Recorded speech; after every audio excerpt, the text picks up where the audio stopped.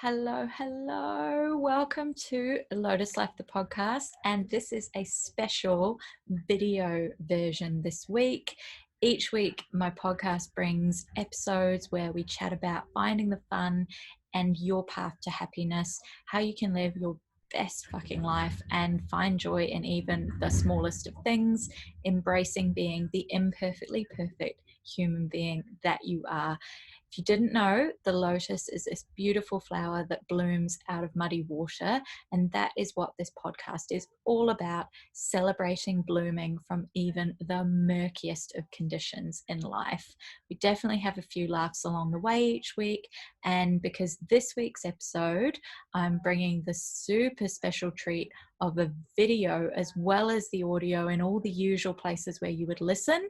You get to also watch this week's interview, because this week I had the absolute pleasure and so much damn fun in recording an interview, getting to sit with my mentor, Jacqui Sive, and she was absolutely incredible in being on board with pressing record in video and audio while I gave her human design chart reading. So it is very, very cool. If you haven't caught any of my earlier episodes on the podcast, to give you a quick catch up, human design is our individual soul's purpose on this planet, and my gift is to be able to guide others to understand their human design through reading charts for people, teaching so that you can understand more about yourself and just really understand that it's okay to be uniquely you. Think about it like it is your permission slip from the universe to be all the unique things that you came here to do and be in this lifetime. You might have found that society has tried to tell you all the shoulds of how you should live your life, and human design is here to tell you that you can basically just relax in knowing that you are uniquely you and what your unique soul's purpose is here for. I like to explain that you could think of it like it's the contract that your soul makes with the universe for this lifetime, for who you came here to be, what you came here to do, and what karma you came here to correct this time around. So it's very, very cool. And my gift is to be able to share people's human design and help them understand it.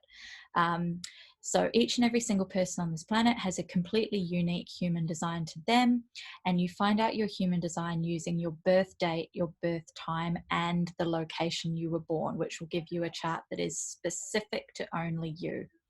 As you hear in this episode, when we dive in, human design gets super specific into not only the aspects that you will know consciously about yourself, but it also gets into the subconscious or unconscious level of things that maybe you're not so aware that's going on for you in your life.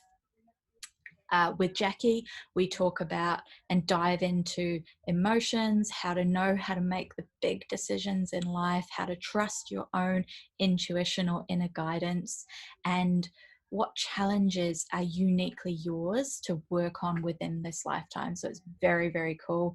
This episode is incredible. If you haven't met Jacqui before, I have been so grateful for this woman entering my life about 8 months ago now from when we recorded this.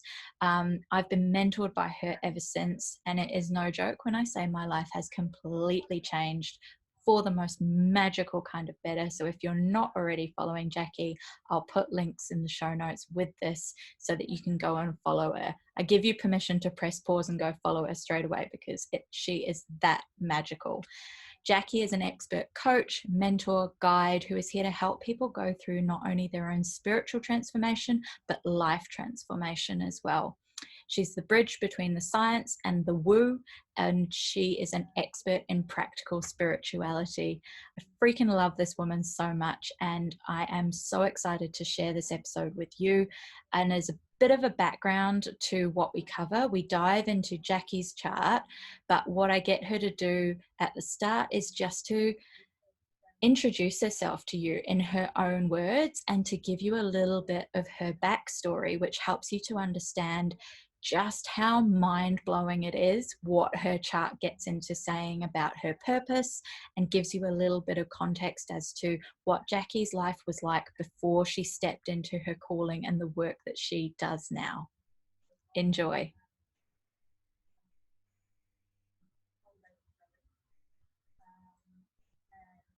Hey guys, what's up? I'm so freaking excited to be here with the beautiful Rose today. I have been looking forward to this for such a long time because Rose and I have been working together for a while now, and she's spoken so much about human design, and this is the first time that I'm really opening to understanding what the fuck my human design is. And I've been on such an incredible journey over the last sort of especially 3 years of my life, where I really built up the most wonderful identity, right?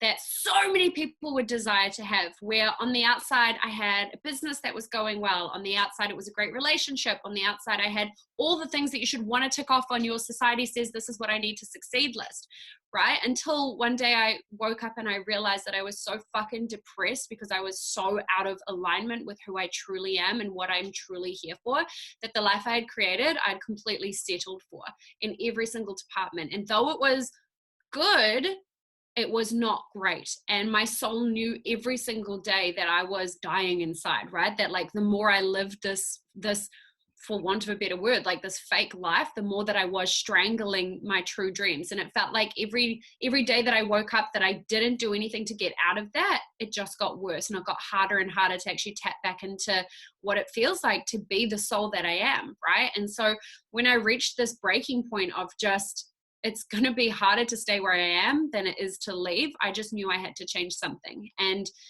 since that day, my life has just compounded in the most incredible way, where it's just been success after success after success. It's kind of like the vision or the feeling I'm getting right now is like where you turn off a tap of like shit, right? And then you turn on a tap of just like epicness, you know? And this is the coolest thing as well. Like anyone can do that. You know, there's nothing that makes me special to be able to do that. It's literally just making a decision of going, I'm not fucking aligned with this life. Because, okay, I'm about to go off on a tangent for like 3 seconds, but we all have those feelings, right? One of the questions I get asked all the time, especially, is about relationships. It's like, yeah, I love this person, but I'm just like, you know, I'm waiting for them to change, or I'm not happy, or there's just this little niggle. I don't know if this is the person I'm supposed to be with. That is the fucking voice that's telling you this is not the person you're supposed to be with, right? And so often we get so obsessed with our identities that we've created for ourselves that we find it so difficult to dissolve those and to break them, when actually that's exactly what we need in order to delayer and just step the fuck into our actual powerful life. You feel me? Did that make sense? Totally. Whew. Yeah. And I think that's so true when it comes to like people talk about like even just understanding their relationships with like 2 human design charts. And they're like, oh, but that person's a certain type, that means they're not the one. And it's like, no, it's all like you've got to do your own work on yourself and then accept them for who they are. It's not about trying to change someone. And yeah, absolutely. But I mean, for me, in my case, I like 100% knew that I was with the wrong person, and I was just creating like such a safety net for myself, because it was so scary to break through the identity that I'd created and this whole life that I'd created for myself that I thought I wanted, when actually it felt so unfulfilling, you know. And at the end of the day, you have to choose yourself first, right? And you have to know that, like, yeah, it's going to be tough to dissolve all these parts of my identity, but it's just my human that's obsessed with it. My soul is so fucking happy that I'm choosing to break this, you know what I mean? And it's about like riding that wave. And so over the last, like, I don't even know how long it's been, like over a year now, it's just been the most incredible experience of receiving more and more and more and more goodness every single day in all departments of my life. And all it takes is just making that decision, right? Of knowing, you know what, this doesn't feel so good anymore. Be radically honest with myself, get radically uncomfortable, take radical responsibility and change it, right? Actually do something about it, or spend the rest of my life wishing I had. Yeah. And so what we're going to go over in your chart reading today is, because I know a lot about your story anyway from our work together, that as I was putting it together, I was just like, whoa, like this is Excited for this. This is like the actual thing between like the Jacqui that no longer exists, and the Jacqui that is like in her light shining now. So it's very exciting to get to come and talk to you about it. Well, thank you for freaking having me, Rose. Like, this is an honor for me. I'm so excited to be able to, like I was saying earlier, just witness you and your magic and in your light, and see you from your heart doing what you were supposed to be doing. Like, I'm so excited for this. I can't even tell you. I feel like I'm about to like have the yummiest treat or something. I'm so excited, right? Hashtag Taurus life. Yeah. All right. So should we just dive in? Yeah. Should we dive in? Yeah. Okay. Well, I'm gonna try this quickly because Jacqui's got a copy of this, but for the sake of everyone who may be watching this, I'm gonna hold up and show. This is what Jacqui's chart looks like. Yay.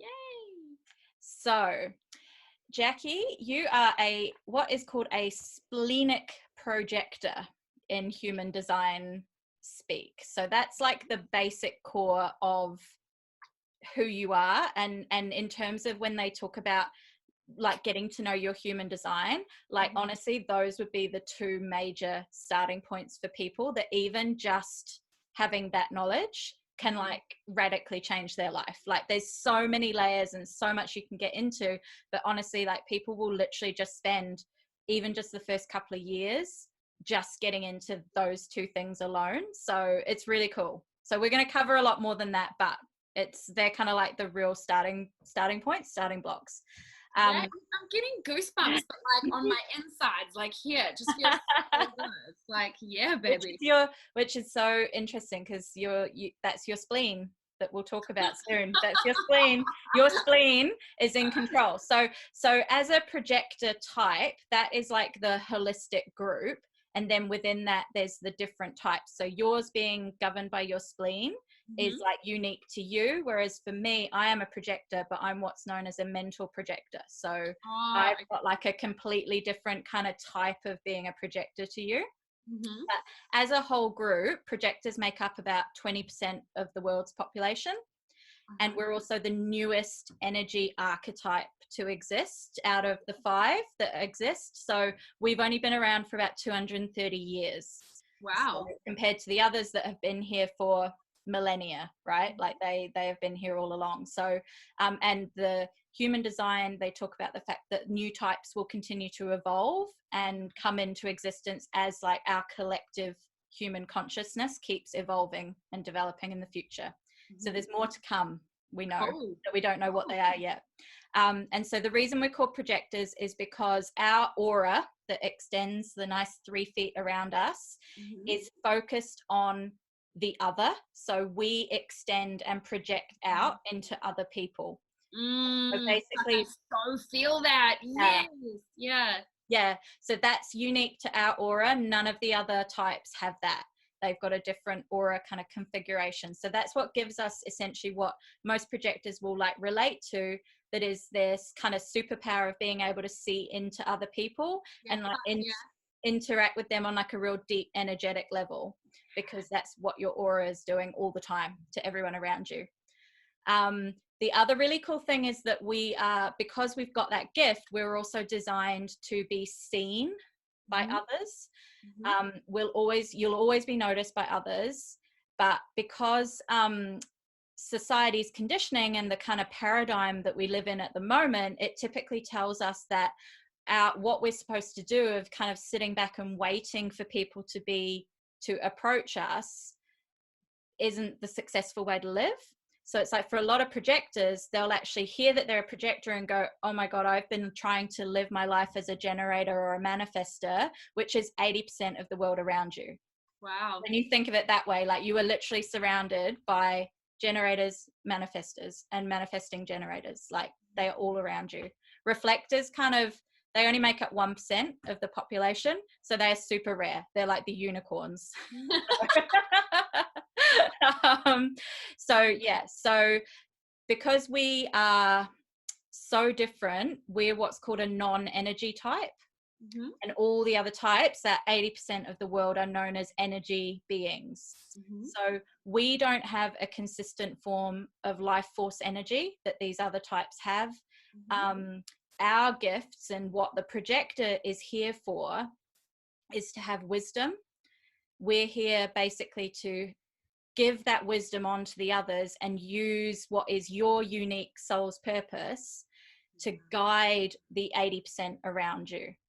Wow. So basically imagine it like your soul is here to be the bird sitting up on the branch of a tree, kind of overlooking the herd around you and guiding them and helping them from your vantage point. And then you get to kind of choose when you want to use your energy, like strategically, like almost like a bird, like you flap your wings and go to the next tree and see what's ahead, or tell everyone where to go and gain that clarity. Wow. This is like, I feel like I'm just repeating myself. I'm literally here just like, yeah. It's one of the things about human design is you suddenly go, this is my permission slip that I've kind of like, my soul has been like going, why do I feel different to everyone else usually? Like, yeah. And that's where this is where it can be so useful, because it kind of just lets you know that it's okay to be you. All these things that you maybe know about yourself. Yeah, fuck yeah. Like, I so resonate with what you just said earlier about like the aura of just like one of my biggest challenges, not so much lately, but especially in my like, you know, younger years. When I say younger, I mean like freaking 3 years ago, whatever. Is like, and actually still sometimes now, like it's very difficult for me to meet someone and just have a service conversation. Like it drains me to just talk about the fucking weather or like a car. Like I cannot have conversations like that. It makes me feel so physically ill that I just like need a nap afterwards. But it also, on like the other side of that, gets me into so much shit, because I'll meet someone and I'll speak directly to their truth without even realizing it, and it'll trigger the people. Like it just triggers people so much, and then I end up just sitting there going like, oh fuck, was it something? And then they'll come back to me like a day later or a couple of weeks or a month, and they'll just be like, I need you to know, like, you fucking changed my life with what you said, and I didn't realize it at the time, or whatever, you know. But like it's almost always people come back and they say that to me, and I'm just like, oh, okay. Yeah. So now we're back round. Yeah. You've worked through that shit. Now we can get to the real core. So another, that's kind of like exactly it, right? Like another real interesting thing about projectors is that we're actually way more interested in other people's designs, like that nature of us seeing into others, like, and we kind of have that desperate need to like tell others what we know. Like, so it's exactly that. Like, it really is an urge that projectors have, that they're like, I have all this wisdom. I know, but our purpose is to be here to guide, and we have to wait for that right, like, energetic exchange. And that's where for a lot of projectors, they're kind of living out of alignment with their design, because they're hurrying in to like give that advice, or that kind of like, it's unsolicited, like, you know, kind of, this is what I know, this is what I can see, rather than waiting for someone to come and say to you, I know you've got wisdom, can you share it with me? Like, it's such an energetic thing. And so one of the main things is like being recognized by others is like the key to unlocking a projector's sort of superpower and their gifts. So so basically allowing others to recognize you and your aura first, and then because your aura is open as well, they get like drawn kind of magnetically in towards you. And that's when, in human design speak, they say that projectors need to wait for an invitation. So that would then come from someone like recognizing you for your gifts and your talents and your magic. They get kind of like drawn to you, and then they offer an invitation to you that you can then say, yes, I can help you with that, or yes, I can do this with you or for you or whatever. So it's like a it's kind of a two-step process for projectors. But that recognition is something that when people are living out of their alignment, they're like so desperate to be recognized for what they know they're good at. And it can kind of work against them if they're out of alignment, because they're kind of just going, why can no one see me? Why can no one like understand what I'm here for? Yeah. Totally. I really resonate with like with my like previous life, as I like to call it, where I felt like I was like living under a cap. You know, I had a bubble and I couldn't break that bubble, you know, and as soon as I put that life down, you know, I the whole bubble broke open, you know. Yeah. And you were like, oh wow, like it's like you've shaken off all this stuff, that it's like suddenly, or like Harry Potter time, you've taken off like your invisibility cloak, and it's like everyone can see you, right? Yeah. Totally, yeah.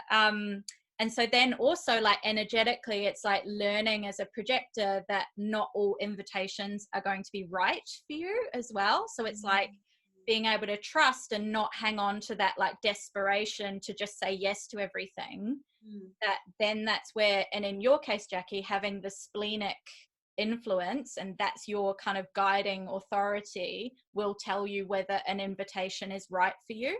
And so that gives a projector like basically the green light to go like, yeah, this is when I can start using my power and my magic and give all my good advice and wisdom, but it's learning to use that. Would that explain, so over the last like 12 or 13 months, I've lived my whole life from what I have for breakfast to what I wear to who I let into my life to where I travel, everything. I've lived it by one rule, and that's follow what feels good. And I've never done that to like the absolute intensity that I have over the last 12 to 13 months. And I really put down so much of the success that I've had to specifically that. And the way that I've always looked at it is like, you know, because I obviously come from the manifesting background, I come from the energetic embodiment, the vibrational alchemy. So for me, it's like following what feels good means it's in alignment with my higher self, right? And I always refer, it's like always here. So with that sort of, is that sort of like the same thing? Is that coming from that human design of it? Is it the follow what feels good? It probably is for you, but there might be like a nuance within that it's like you may or may not be aware of it, but your spleen will have a like real in the moment thing that it gives you. It's like a one hit and it doesn't come back. Like it won't tell you a second time. Yeah. So you will get to know, and it will be a real like physiological thing. So it might be like a tingle sensation or like a smell or a taste that's like your hit. And so for a lot of people, if they've been relying on either like their head or their like emotional wave to make their decisions, because that's kind of more what we're told as a collective, we're supposed to like rationalize it, that you might have like without meaning to suppressed what that actually is, that guiding thing. So yeah, and the more you suppress it, I feel the weaker it becomes as well. Yeah, so it's definitely like a muscle that once you start being open to it and using it and kind of like listening for it or whatever, that's when you can start like working that muscle so that you know that you can trust it, basically, because it comes down to trust, doesn't it? That you could probably easily ignore something if it's that kind of simple, like just subtle voice that's coming through to say like, yes, this is right, like let's do this, or go talk to that person, or get on that plane, or don't get on that plane, you know, like it's just as simple as that. So we'll talk about that more when we get into your thing, because it's like that whole thing is its whole own it's fascinating though.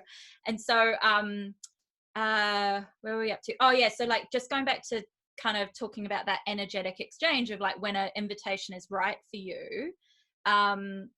So imagine it like that, you're basically waiting to have that energetic exchange with someone, but it also means that like with people who are really in your kind of like circle, you'll get certain people that you'll have like an open energetic exchange with. And so that might be like, you know, in your case, it might be like your family or like your really close friends, that they might not necessarily always have to give you a new invitation. Like you just know that the invitation's always there because they trust you and they are already in my like straight away. I know it's like Leah and Kayla for sure. Like that as soon as you said that, I was like, I really feel that, you know.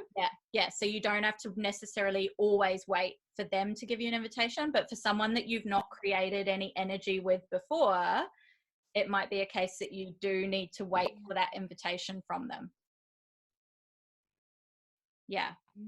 That's so cool. I love that. So how would you wow, a fly just flew literally, like, did you see that? That was amazing. The chances of that happening were like 1 in a million. Sorry, my brain's just going, that was fucking cool. Anyway, Jacqui, where are we? So when you say like wait for the invitation, right? Like what does that actually mean? Is it literally someone coming to you and saying like, hey, can you give me XYZ on XYZ? Or is it more of a feeling that as a projector we should be looking for? So it's definitely more of a like direct kind of approach from another person. So it's not like it comes down to more like, I think in human design, it's thinking about like the real big consequential stuff. So it's not like I can't go to the supermarket unless somebody invites me to go, you know. Got you. It's more like real life-changing stuff, huh? So think about it, it's like the big picture stuff. Like if this is going to be like a new client that you work with, or a new opportunity to collaborate, or a new like something you might be putting out into the world, that there's a certain amount that you can still do, because we'll talk about this, to basically like create your magic.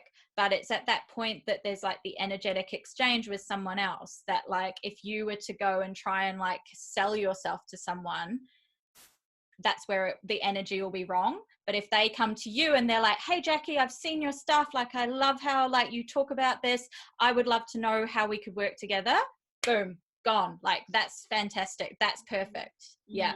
Yeah, I totally feel that. Yeah. And then just because that energetic exchange is so like, because it's so more I guess like, I don't want to say draining, because that's a kind of negative connotation, but like for projectors, like our energy is limited, right? So it's really important for projectors to have super strong boundaries, like even more so than any of the other types, because you need to cultivate like that kind of sacred space where you can retreat to like nourish and nurture and protect your energy. And then learning how, because projectors typically have a much more open design, like in that chart, all the whiteness, the white centers is where you will always be absorbing energy from other people. So it's really important to have that way of discharging everything that's not your own, basically. When you say the white centers, do you mean like these little, like the white triangles on there? Oh, yes. Yeah, so anything that's not got a color inside the box is somewhere where you basically will, as a projector, you will be like really easily taking on someone else's energetics or their aura, and you will also amplify it. So it's where projectors typically easily get like super burnt out, because they've absorbed and amplified from everybody else around them, and it's not their own. So unless they've got a really good way of discharging every day, getting rid of all the stuff that's not theirs, they will typically feel really overwhelmed, really burnt out, really like up and down and crash. Yeah, so it's super important to have all of that. And that's also where it comes down to, as like a last kind of caveat for projectors, is that this is where it's really cool and helpful to understand, like say the designs of the people around you in your life that you are spending heaps of time with, because if they are generators or manifesting generators, they have got a defined sacral, which projectors don't have. And that sacral is always giving out energy. They are like energizer bunnies all the time. And if you are, say, in a relationship and sleeping together in the same bed, you are unconsciously absorbing their sacral energy all night, and your soul actually can't get the rest and peaceful rejuvenation that it needs. Yeah. So they say that for projectors, if you know that your partner or whatever, or people you spend a lot of time with, have got that sacral defined, that you need an opportunity to either like nap, or like maybe 1 or 2 nights every now and then get an opportunity to sleep by yourself, so that you can like completely discharge and have a restful sleep. Yeah. I need to like give you Tom's info. Figure all this out. So you can like see how it's all gonna like interact with each other. Yeah. Yeah. Wow. Yeah. It's so interesting. And definitely, like on that note, sleep is like your best friend. Yeah. Like even if even if you feel like people might be going like that, you already slept heaps, like you need more. Like projectors always need more. Yeah, because it is like, it's energetically, you know, when you are, and especially in it's funny, I like never say my job, because it doesn't feel like a job. It's like in the work that I do, in the contribution that I give to the world, right? It's all energetics based, and that's where I'm really lucky, where it does make me able to see the truth in people. And so I'm really able to speak to the potential in people constantly. I can't actually even really see the non-potential in people. Like I just don't, I mean, you know, from working with me, like I just don't even, that part doesn't even exist, you know? So it's so cool to hear all of this. And yeah, it is definitely, I can feel why it's important to really have those strong boundaries, to be able to recharge and renew, right? Yeah. And I think that kind of comes hand in hand as well with a lot of that, like once you've got into that work on like doing the work on yourself, like there's a reason all these things kind of exist, and that people say they're so important, because even if you are like an energy being, you still need rest. Like you still need to be able to discharge what's not yours, because you can have like a generator that actually has got just as much white in their chart as you. Like they've got exactly the same amount of whiteness, so they are really susceptible to being like taking on conditioning from other people and taking on energy from other people. So yeah, it's kind of like projectors are probably the ones that need it the most out of all the types, and reflectors as well. But yeah, it's kind of fascinating. So going back to your question about essentially how does the wait for an invitation sort of process work. So it's basically like, yeah, think of it that it's the two parts of, the first is getting recognition from someone, and then the second is waiting for that energetic invitation or like actual coming to you. So someone saying to you something like, hey Jacqui, I really love what you do, that's not an invitation. That's just them recognizing you. And then it's like having the trust and the patience and the like calmness to go, okay, they recognize me, that's really cool, we can keep our energetic thing going, but waiting for that moment that they actually then come to you and say, and now how can I work with you, or what can I do with you, or can you answer this question for me? Like, and you're also free to like ask them kind of questions, because that's the projector's gift, is like being able to see what someone needs. So kind of like asking them the right questions that will then let them help themselves is a really big part of it. Yeah, massively. I think that's like 99% of my conversations as a human being. You know, it's funny because people always, like, people in my friendship circle, you know, or my family or partner or whatever, that was like, they'll often say to me like, are you like, is this coach Jacqui, or is this like, you know, like person Jacqui? And I'm just like, it's one and the same person. Like there's no separation. Like that's just how I communicate. It's like, you know, like oh man, you know, this person cut me off, like whatever on the road. Oh, so what did that like trigger in you? You know, like that's me currently asking. Yeah, like, whoa, you're having a really big reaction to this, you know, like, yeah. Exactly. Let's dive deeper. Let's like explore this. Yeah. So true. You're listening. There's no difference between Coach Jacqui and Jacqui. Yeah. So and then basically like for a lot of projectors, like the first thing they'll say is like, but the world tells me that I'm supposed to, like, if I want to make anything of myself, I have to grind, I have to hustle, I have to pitch, I have to do. And that's why it's like, when you're told like you're a projector and you maybe have been like trying to live as a generator or a manifestor, it's like your world gets flipped upside down, because you're like, well, what the fuck am I supposed to do? Like, what am I supposed to do? I can't do all those things. Like, how am I supposed to actually do anything with my life? So it doesn't mean you can't do anything. So it's like thinking of the point where you're maybe like still waiting for that invitation to come in is like the magic of the in-between. So you can use that time to basically, like, the more a projector can be an expert in their niche of what their soul is here for, the more magnetic they're going to be to other people. So it's like the more you can hone that skill, develop that skill, work on it, like nurture yourself in that kind of magical space, and have that trust that the more you do that work, the more life will come to you. So it's very much remembering that you can use all the things like social media and your website and talk to other people and like share what you're doing and like what your magic is, and like put up photos and put up stories and write and create, but not have an energetic tie to it or a response that's required. So it's like sharing without expectation in return.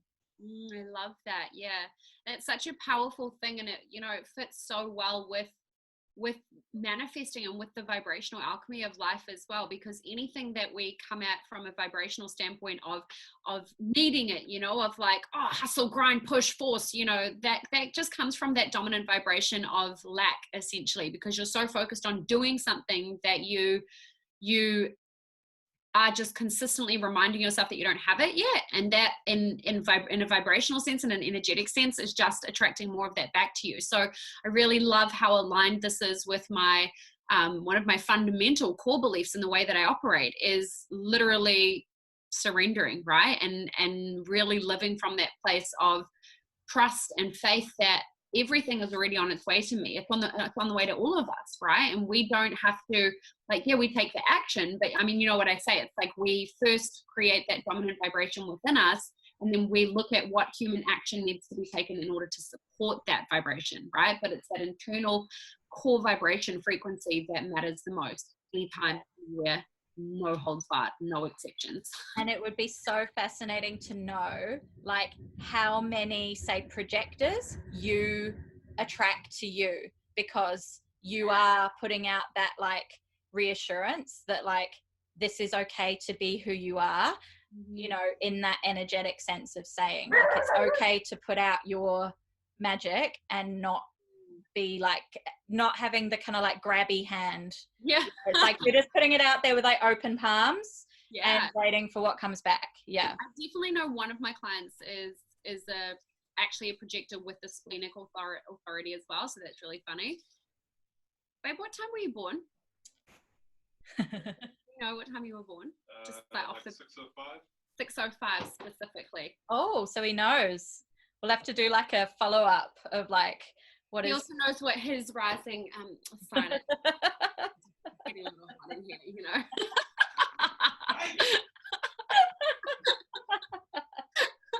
Could be like part 2 is like the how do your charts like. Yeah, I'd be so interested actually, especially now just learning about all that white space stuff. Like that makes so much freaking sense.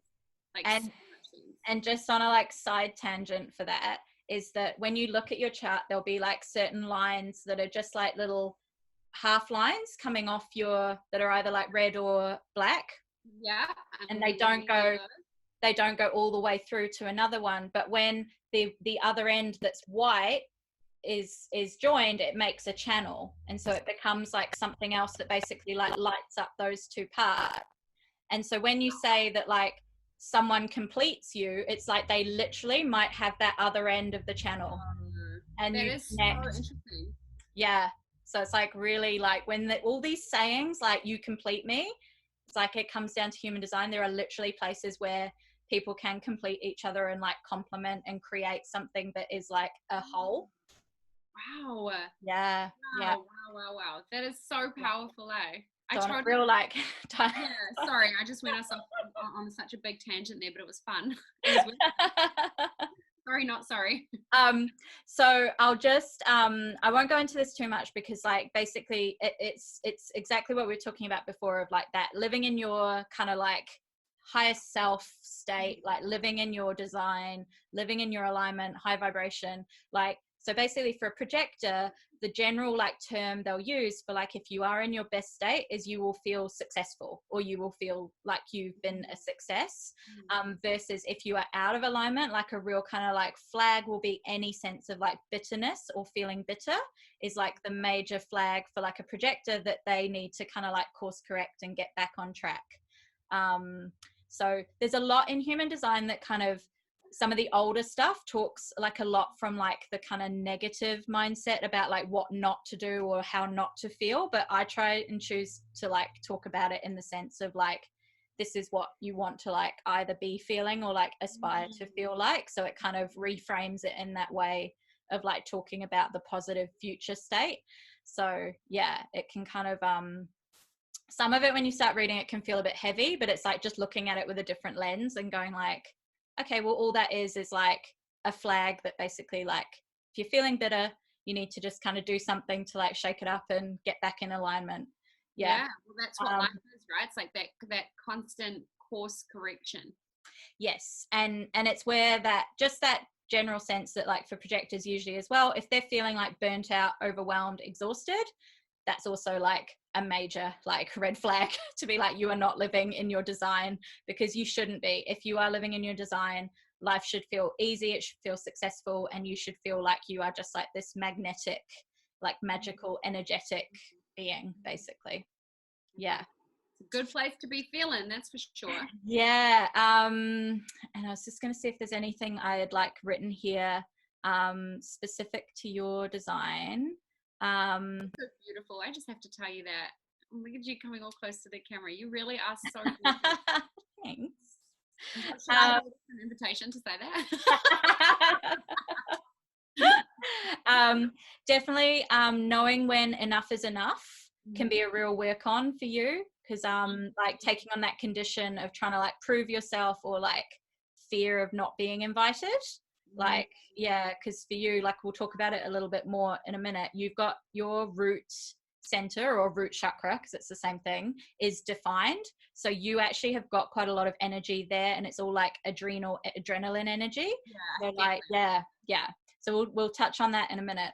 And then like for projectors in general, like you've been kind of conditioned that everything should be coming from like up here. You should be like thinking about your decisions, but it's like dropping out of that and getting into your authority. So for you, like that spleen, and like trusting that your spleen is the thing that will like guide you.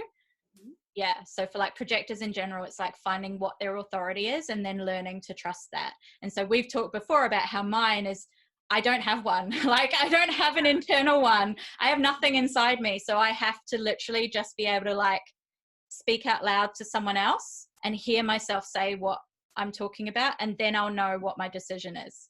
So it's like, that's so cool. Yeah, I really love very that. it's like when you first hear it, you're like, what the hell? And then you kind of think about it. And for me, and I was like, that makes so much sense. Right.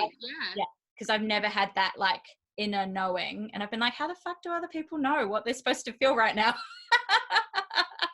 Wow, that's so cool. I mean, it's what I mean by it's so cool is it's so cool that you've been able to like, identify that, and then be able to work with that too. Yeah.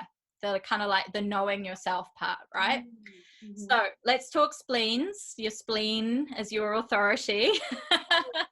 What up, spleen? I love you. Yeah. So so in your chart, it's let me see if I can point it out on here for the camera so people know which part I'm talking about. It's this little triangle that's highlighted where my finger's hopefully pointing at. Brown one? The brown triangle that's pointing sideways. 48, 57, 44, something, 32. Yeah, that one. So basically what your spleen is, think of it like your inner knowing, like we were saying before. It's instinctual, it's instantaneous, and it's like a resonance within you that will tell you whether something or someone or some situation is right for you. It's known also as the fear center, like, but again, I don't really like using that word, but it's that evolved survival instinct is like all held in that part of you. So it's anything that's going to basically directly link with like your survival instincts and mechanisms to basically tell you whether this opportunity or person is safe or not, so basically, if you've got splenic authority, it means having that like self-awareness and self-attention to go like, okay, what are my physiological cues, like we were saying before? And if you haven't been using it, it's definitely the muscle you need to kind of work and develop and like get it stronger. It's super in the moment, and it will only say it once in the moment, and then it doesn't repeat itself. So your challenge is that if you've not been using it, it's like learning to kind of, maybe as you go through your day-to-day life, like note down any sensations that you have that you can kind of hear or feel or whatever, smell, taste, tingle. And then you can look back and start to kind of see a pattern of like, oh, so that thing that was really good for me to do, this is like a pattern I can see that every time I've made like a decision that's been like good for me or that I know has been right for me, this was something that popped up each time. Cool. I love that. Yeah. And it's also like, it's hard for you because if somebody's talking about something like future based or whatever, like you've got to tune into it even more. And it might just be that you need to like buy yourself time. So it's like, if somebody says like, oh, Jacqui, in 6 months, can you do this thing for me? They've invited you. And then if you kind of have you don't know whether your spleen has said yes or no, you might just want to buy yourself a bit of time and say like, that sounds really awesome. Can we keep the energy open on this? And I'll come back to you, like ask me again in, like a couple of months time, and we'll see how our energy is going and whatever. Like you can kind of like give yourself the opportunity to like have the second kind of go at it in a way. Yeah, cool. I like that. That's really cool. Yeah, often I find that I sometimes need time as well. like when I'm getting downloads, it's I need to say to people sometimes, like I literally have to say out loud that I need like I think I've even probably done this with you, like I need a minute to actually just translate, to figure out what words feel good to put to this feeling that I've gotten, give out, you know. And I used to try and like really kind of force myself, and I would just end up going and trying to find the right words as I spoke, you know, which is funny because you just mentioned the needing to be enough, you know, and giving, you know, like needing to blah blah blah blah blah essentially. So it's like, yeah, that's really cool. Fuck, all of this resonates so hard. This is amazing. And so just lastly on that, before we move on to the next part, is that, yeah, like I think I mentioned it before, that any of those sayings that you've heard in the past of like, I smell a rat, or this smells fishy, or like, those are all your splenic senses. So those sorts of things, there might be one that you like know that has always resonated with you, and that will possibly be a hint for like what your sense is that's like directed to that, or connected to that, I should say. So yeah, it's definitely like starting to just kind of like track for yourself if you don't know right as of right now like what it is, but yeah, starting to listen out for it. Yeah, I think it's like an instantaneous, like I get like a feeling, like a literal yes or no all the time, you know. And it's like, and I mean, we all do this, right? It's like so easy to justify your way out of the instant hit that you get, but life can only ever be so fucking good if you listen to that. It's like, yeah, I mean, we know this. It's and like then it's so funny because I don't get that at all. I'm literally like left there sitting there like, I don't know.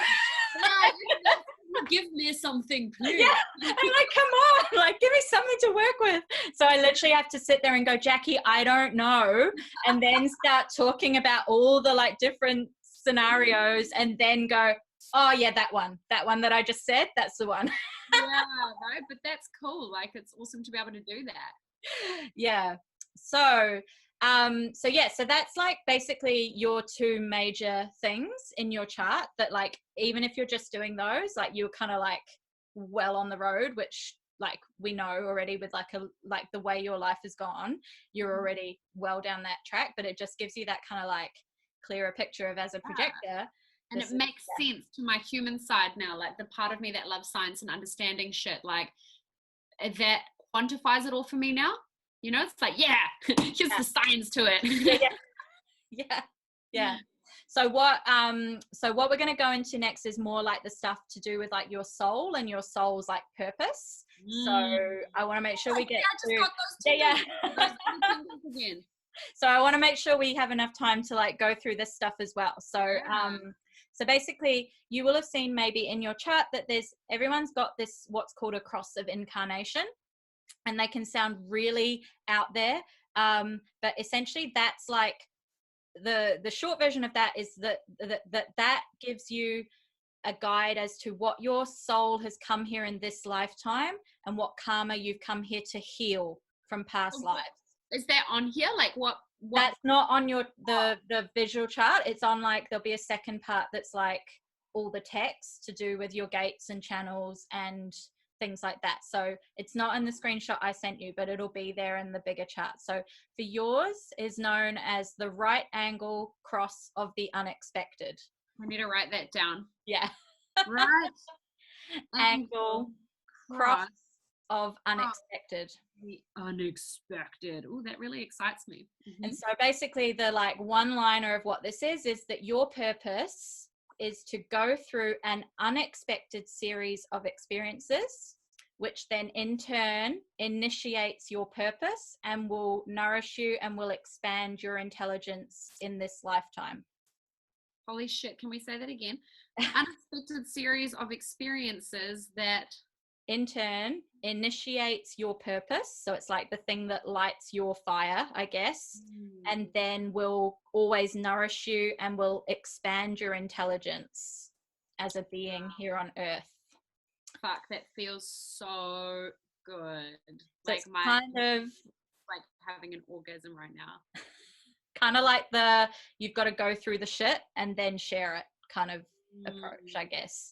Well, here I am. Yeah. And so then as like a second layer to that, within your, everyone's got something that's called a profile, which is 2 numbers that you'll see. And in your case, you are a 4/6,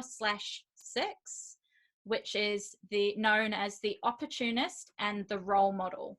So the 4 is essentially what your dominant conscious state is, and the 6 is like your underlying subconscious part of your soul and your personality. So what they mean when they come together is that you've got the conscious brain, but you've also got the underlying subconscious, and they hold hands and they create a soul's kind of purpose in this world that kind of is like the cross of incarnation is where you're going, and this is how you will get there, kind of thing. So basically it means that you are more of a soul that's like, I want to say self-sufficient, but it's like you don't need to look to others to give you your sense of like your soul's purpose, but you are here and designed for leadership because of that role model. So that's definitely what you're here for, in that leadership role. And you lead best by being that living example of the behaviors and the ideals that others should embrace or like can embrace. And basically your greatest influence that you will have on the world is through using that role model line that's in your subconscious personality and doing just that, like taking those unexpected experiences and then role modeling for the world around you and for your people that are in your tribe. And so you really thrive and blossom in your leadership role with that influence from like the carefully picked close connections that you've got around you. And those relationships and those close connections are super important for you, especially on that level of like intimacy and mutual trust. Like that's something for you that's like really important. Oh my God, this is just like blowing my mind right now. Like just thinking about, you know, my past life and the relationships and some of the friendships that I was engaged in, of just like how superficially draining they were. And I just kept trying to like make it work until I, like, as I say, like just freaking strangled my soul, right? Compared to now, where any human connection I make, I base it off whether it feels good or not, and how authentic I can be in these relationships and friendships, you know. And it's just like such a huge difference. And I totally understand, like for me, one of the biggest influences is the people that I keep around me, you know, not in terms of what I get from them, but the conversations we have and the fire that exists within the partnerships, whether it's friendships or relationships, you know. Yeah, totally. So that's something that you are like, your soul came here and chose that. Like it's what it came here and chose to do and be. And something that as part of that, because your role model is like a subconscious part, sometimes, and in your life you already are doing this, like it's that being able to step up and lead before that depth of like connection that you will be looking for has been established. So it's like trusting that even though it might feel uncomfortable, your leadership is still needed. So it's like using your spleen to kind of be the thing that guides you, that says like, yeah, this is okay. I don't have to have a super deep connection yet, but it's coming. Yeah. So that's kind of like the real condensed version of what your soul came here and the karma you came here to kind of like handle in this lifetime. Fucking down for it, man. Yeah. So let's I thought what we can do now is talk about in your chart those centers, so the ones that are colored in and then the ones that are white. And then what I've done at the same time is like I'll talk a little bit on kind of the stuff that's like specific to your chart, so that we can kind of like talk about it, because obviously we can't be here for like 5 hours, even though there would be like 5 hours worth of stuff that we could talk about. Wait, just on a side note for anyone listening, hey guys, by the way, hi. How long would you recommend, Rose, for someone to have a session with you? Like how long would be a really good amount of time to get a thorough fuck yes, walk away with everything they need kind of reading? I think that you'd need at least an hour and a half. Yeah. But if you want to be able to like ask a few questions and like talk about stuff as we kind of go through it, like having kind of that up to like 2 hours is probably like allows me to feel like I've done everything for that person, because otherwise I get like, oh my god, but I haven't talked about this and I haven't talked about this, and Right. Yeah. I just want to make sure people have got like everything. But in saying that, like one of the things that I'm doing at the moment is that I want to do it like that people can come and do their first reading, and then we're including like a complimentary that's like a second reading, maybe like somewhere between like 6 to 12 months in the future, so that they can kind of like get started with their design and then talk about the more in-depth stuff and how they can start leaning into that once they've had a chance to just kind of get into it. Perfect. Yeah, so Yeah. it's exciting. Yeah. Oh, Okay, so let's talk centers. So basically the first place we'll start is what's the difference if they're colored or they're white. So basically if it's colored in, it's what's known as a defined center. And the more of these in your chart that you have colored in, and think of these centers as all being like chakras within your body, except that's what I was going to ask you. Yeah. yeah, except in human design there's 2 extra compared to like the standard chakra system. So it's like as the human kind of I guess like collective has evolved over time, human design has kind of separated out that there's like another 2 that they want to like specifically refer to on top of like the standard probably chakra system that like you talk about all the time. And so yeah, so the more that you have colored in within your chart, basically it means it's almost like the more of an energetic buffer you've got against the world around you. And projectors typically have a lot of white open centers in their charts. So that's why we tend to be a lot more open to the world around us. If it's colored in, it means basically that you are like self-sufficient within that center or that chakra. So you have a consistent energy there, and you consistently can access the abilities and traits that that center gives you. And yeah, it basically means that you're not going to take in the conditioning from someone else if you've got that defined. Right. Okay. And then on the other hand, if it's white, there's kind of 2 things that it can be. If it's got no little gates or lines coming off it that are either red or black, and I think you've got one, it might be your kind of next to the yellow diamond, you've got one that's got nothing coming off it. So basically that would be considered open, and that means that you are basically like completely open, like there is absolutely nothing that is yours to do with that center. So what you kind of have to, in that center, you've got to act like a sieve and like basically let stuff kind of just like flow through you, rather than like taking it on and magnifying it and amplifying it and taking on everybody else's stuff. So what is that center for me? Like that is your heart center. So we'll talk about that in a minute as to like why that's so interesting for you, that you don't have like anything coming off it. You're completely open in that part of your design. And then if there are either like red or black lines coming off it, means it is undefined. And so that just means that you are also super open and susceptible to like other people's energy or aura that will influence you. But you have got like a few things that are kind of like your own specific like energetics that are yours. But it just means that you might absorb like the influence from someone else through that open white center, and you can possibly amplify it, but it's not yours to hold on to. Once that other person goes away, you're going to be left with either like an emotion that's like way through the roof, like amplified, or it's going to disappear and you're going to like slump and be like, oh my God, I don't have the access to that anymore. So it's really interesting. Just say that again. I just need to really get that like in my mind's eye. Can you just say that, those like last 2 sentences?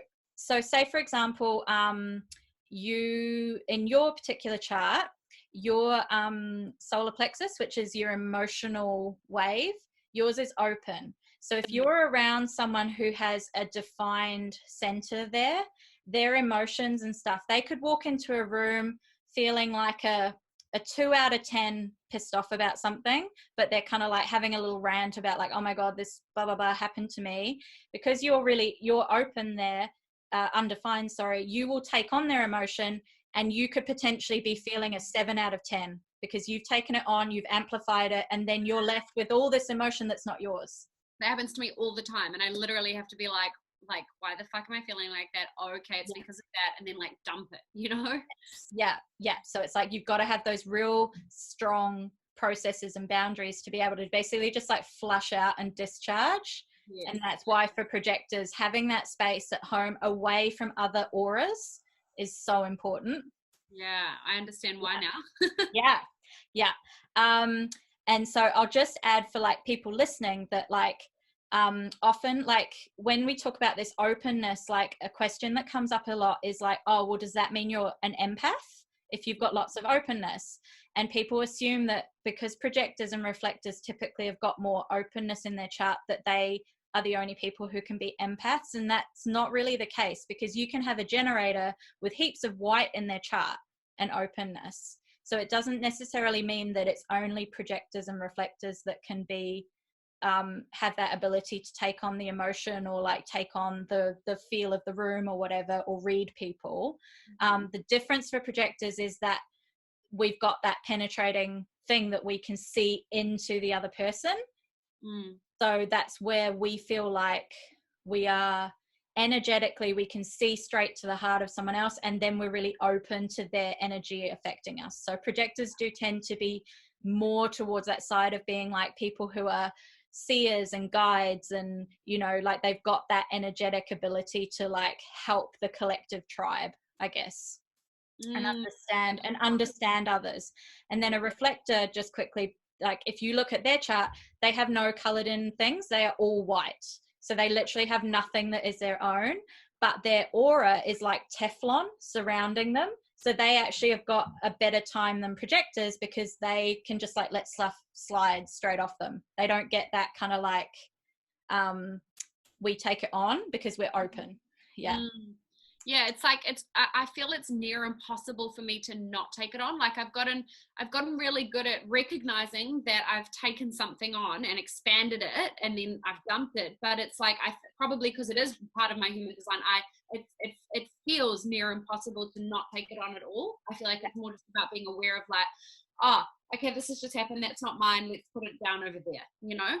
And I think that's going to be, it's interesting you mentioned that, because that's really, I think, a specific thing in your chart, that you've got like a real strong sense of helping other people that we'll talk about in a minute. So I think that process where like you're working really hard to get rid of it, but your natural instinct is to care so much about people around you, that even though you might have flushed as much as you can, you've still got that sense of like obligation and like, yeah. Kayla always gives me so much shit, because she's like, she'll tell me, you know, we like literally we're so fucking close that even if there's like 3 beds in a house, like we'll always want to sleep together. Like we just love being close to each other.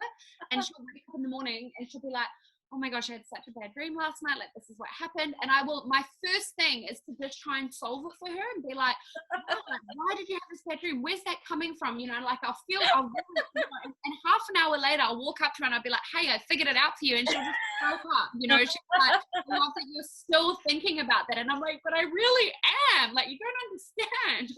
And she's like, I don't even remember, like, yeah, she's like, love you, Kayla. Oh, that's so good. And it's so interesting, like knowing what we're going to talk about in a minute. So now what I want to talk about for you first is your centers in your chart that are defined. So they're the ones that have got colors. And I'll just quickly say that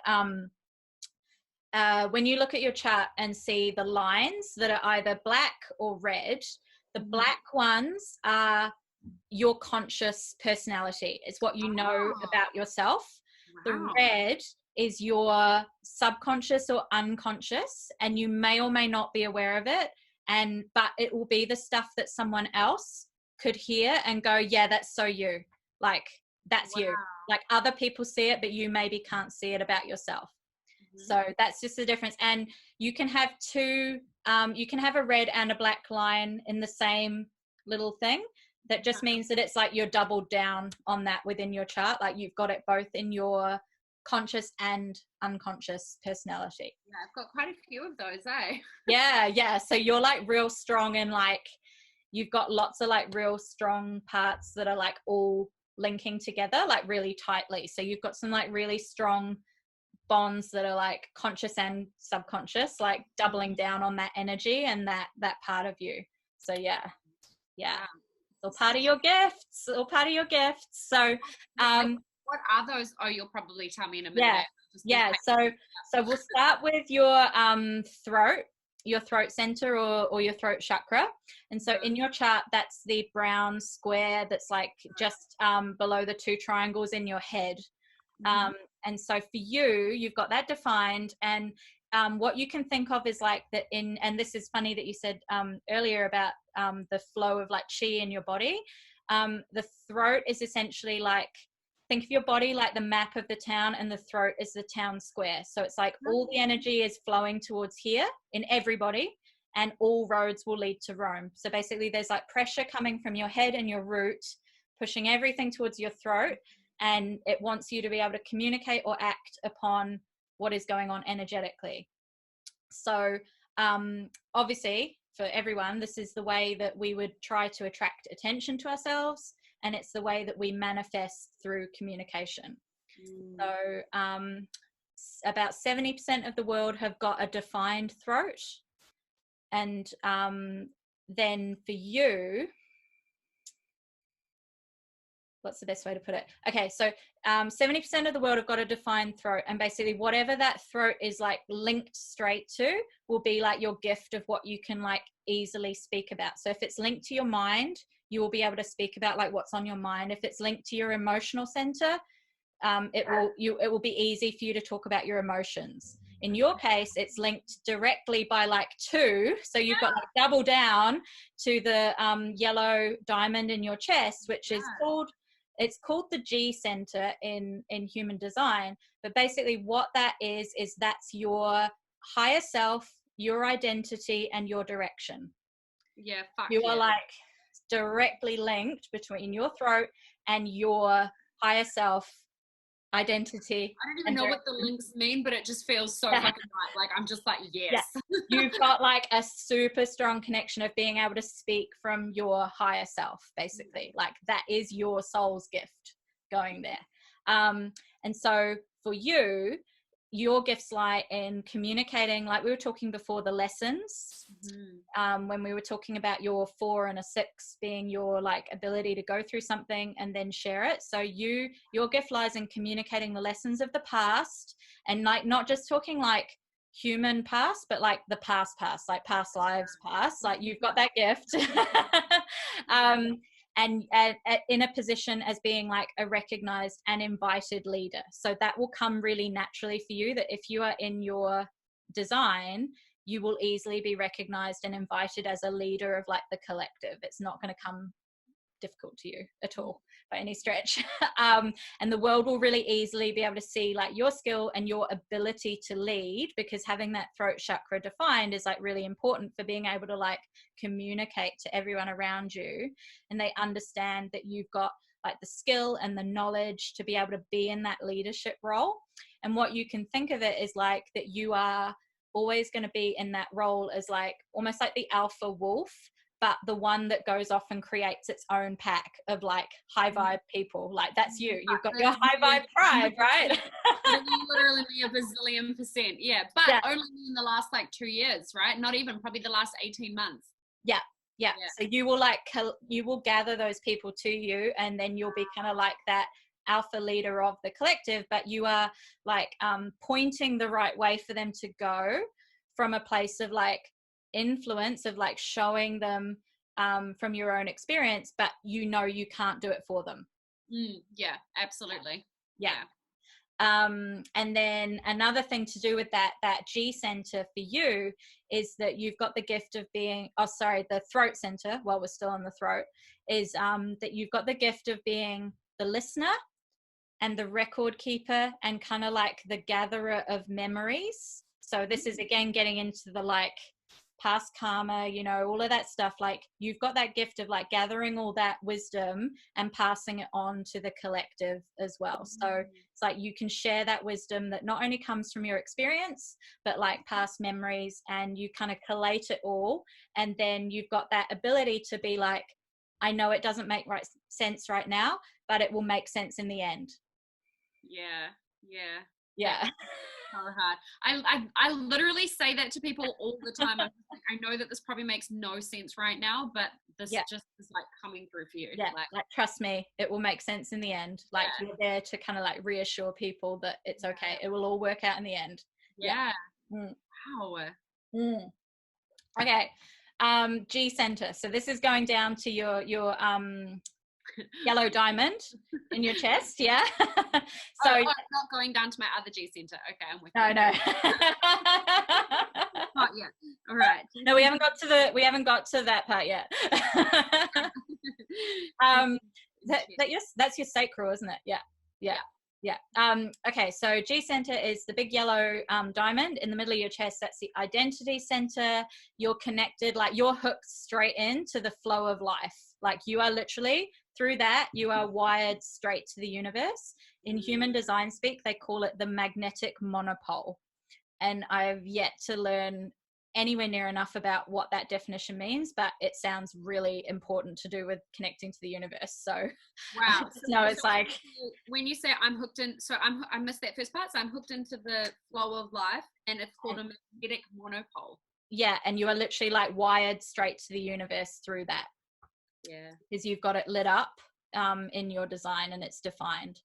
And so then in terms of like specific for you around that, you have two parts of your design that you've got like both primal yin and yang energy.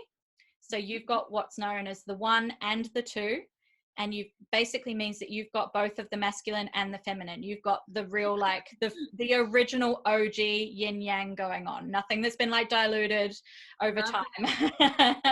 And so basically what that gives you is like, you've not only got the constant drive to like create or learn something new, like creating ideas, newness, which kind of like allows you to really shine, but you've also got the other side, which is the gift of working out how to do it and to understand it. So it's like you've got the ability to translate all those ideas and newness and make it into reality. So for someone like you that is like your own business and your own life and everything's all like interconnected, it easily makes you really self-sufficient because you've got the ability to like be the ideas person and the implementation. You're not like someone who's like left with all the ideas but doesn't know how to make it happen, so you need to bring someone on. You've got the ability to be both. So that resonates so hard, you know, and it's something that I actually have struggled with the effects of, because for most of my life it's really made me into a lone wolf, not because I'm like purposely not wanting anyone's help, but I just have never needed it. And often in friendships, you know, when I was a bit younger, I would have comments made of being like, Jacqui, like we're always telling you our problems, but you never share your problems. Like you never share what's going on with you. And I'm just like, I just process through them. I'm like, all right, here's the challenge. Okay, this is what I'm going to do. And I move through it, you know? I know. So yeah, you've got that like ability to basically be both yin and yang, self-sufficient, do it all. And then equally from that G center, and this is where we get into like the stuff that's like, whoo, like you've just got like this deep-seated love of humanity as the collective, and you've got the gift of being able to see the full spectrum of human behavior and still embrace it for what it is without judging it. So that's your gift of your thing to describe me ever. That's your gift of your G center, is that because that's defined and you've got that ability to embrace the world without judging them, that's what like basically makes you super magnetic and attracts people to you like super easily. Wow. And I've had that said to me so many times over the last couple of months, especially of just like what people love about me in my life that I've got at the moment is just that total non-judgment of just people are just people and a human just being a human, you know? Wow. Fuck, that's amazing. That just makes so much sense. Yeah. How are you going for time? Because I'm like looking at the clock and I'm like, Oh, I I'm don't good. know. Yeah, you're good. Okay. I don't want to like, yeah, my like need to like share everything. Like, I don't want to. You projector you. Yeah. Okay, so we'll dive back into your spleen for a second. And so obviously we've talked a bit about what that is, and because it's defined for you, it means that you've got like you can refer to it constantly, and it is your authority. So that's why you've got a real strong sense of trusting those signs, and basically it's like for you, it's anything that might be coming from that's like a fear for you, is something that basically that's like your kind of sign from the universe that it's like in this lifetime, that's your challenge to transform that fear. Okay, let me write that down. Yeah, I like that. So it's like, rather than looking at it with a negative connotation, it's like, okay, this thing that maybe is like always bugging me, that's my challenge, like in this lifetime, to transform that into a positive. Would that explain why, like, when I do feel fear about something, I dive straight into doing it? I make it my mission to overcome it. So it's not so much that I'm like consistently trying to beat my fears. It's more just like, hey, I just noticed I'm scared of that, which means, and like intrinsically I'm like, hey, that means I get to like lean into it now, and I make it like my mission to work through it and then to come out the other side, because I've trained myself, I suppose, to see fear as growth. Yeah. And that's probably where, like, for you, because you've got that, you've kind of gone through those levels of like self-awareness and like doing the inner work. So you understand that, like, even though that is like a worry or a fear, it doesn't actually matter. Like, it can be a healthy thing, and it can be transformed and like reframed into something that's a positive. And yeah, like you've healed that karma basically. Like, it might have come with you from a past life of something that happened, and like this is your opportunity to heal it and move on. Wow. Yeah. And so So the other thing that reading a book of how to be me. it's like, right. Yeah. Yeah. Yeah. And so then with a defined spleen, something that can be a challenge again for you is that it can be really tempting to take your health for granted. And you will often be the type of person that you won't realize you're sick until you're like really fucking sick. Like, you have to be like on death's door to even like acknowledge that you're sick. So if you do get run down, or like start to feel like you are getting run down, you've got to allow yourself that time to completely heal, because it can be easy for you to just go like, no, I'm fine, I'll just keep soldiering on. And then I'll say that one fear that's like specific for your soul is that, how have I got it worded here that I want to make sure it makes sense? So it's like, a fear for you is that there is no purpose or meaning to life unless you are out there taking risks. Holy shit! Does that make sense?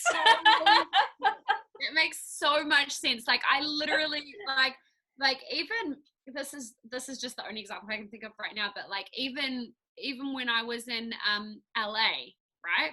I put together like a list of like maybe 100 different Airbnb experiences and I didn't want to choose them. I wanted to send the list to my brother and to Tom and get them to choose one for me, so that I could experience something beyond my own comfort zone that I would choose, that I wouldn't choose. I mean, that someone else would choose for me, so that I can expand and I can take risks and I can like go beyond and learn all these new things, you know, like fuck.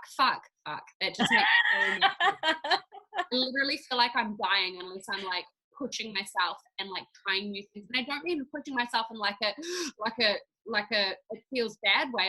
It always feels really good, right? Like, I love it. It's a lot of fun, but I totally understand after what you just said that it's like this intrinsic desire to just consistently be taking risks and to lead to that expansion. Does that make sense? Yeah.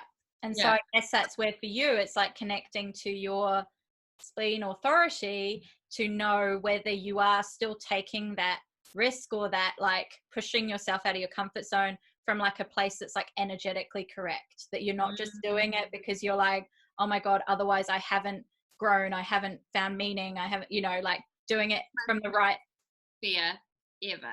That, and to like die without having fulfilled my purpose. Those are like my biggest fears. And tsunamis. Just saying. Just while we're having an I honest can't, conversation. unfortunately, I can't tell you whether you're good at like swimming in strong currents. Like that's probably like one thing I can't tell you.